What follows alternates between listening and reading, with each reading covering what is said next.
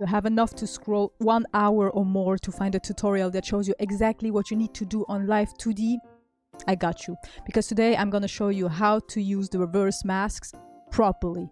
Because I can tell you, I have been looking for hours and nobody explained it fully. So now we are here and it's going to be super quick, super easy, and you too can do very cool things like fire or other different things you need for your own rigs. Let's get started. So first what you need, for example, is 2 items. We have our pink flame, let's say that's fire, okay? Just pretend this is fire. And we have here a black blob, but you can make any form depending on what you want for your fire. You can have something like this. Right now I'm not using my pen, but you get the idea. It just depends on what form you need, but to make it super simple, we're going to explain it by just using a very simple dark circle and something that is supposed to represent a flame. Now you're just going to export this as a PSD file. Make sure you have no background like paper on your layers, so you only have these 2 layers, and we will get back with this PSD file inside of Live2D.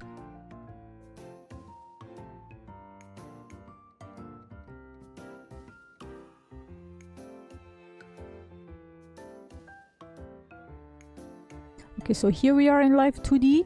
You're just going to drag and drop your file inside, create a new model, and this is what we need. So as you can see here, when you click on something, you're going to see this here, depending, it can be on the right or the left side, but it doesn't matter, just adjust it how you like it. So now that you have your project inside of Live2D, you're going to see here different things, and what we need to do is to clip this item here that you take art mesh. You're gonna have to copy it in this one. So the ID art mesh 0, make sure you name it flame or something. Make sure your layers always have a name, else you're going to get easily lost. And now we're going to just paste this inside of here. So now it's in there. And what we're gonna now press is reverse mask. But you see, nothing happened. Even if you changed the opacity, it's not doing what it is supposed to do. So now we're gonna take this one, its ID, and we're gonna copy it.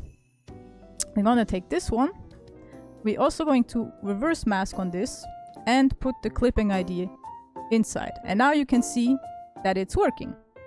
So you need to know that both items need to be clipped together. But so the flame is going to have the clipping ID of this black blob, and the black blob is going to be clipped inside of the flame. And now you see you still have some, you know, like the circle is still black. So what we need to do is to just change the opacity, and as you can see now, you can work with it. But now you're gonna tell me, what if we copy paste it? Is it going to do the same thing? As you can see, it doesn't, because we need to re-put this one, so this art mesh 2, inside of this flame. So here in the clipping ID, art mesh, you're just gonna put a column and you're gonna paste the other mesh.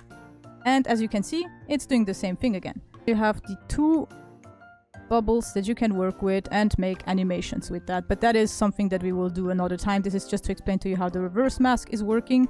So you need to make sure, again, the step-by-step, make sure that this one has also a reverse mask, that both the items that you want have a reverse mask, that the main blob that you have has the different clippings with a column separating them, so you make sure that these are named properly.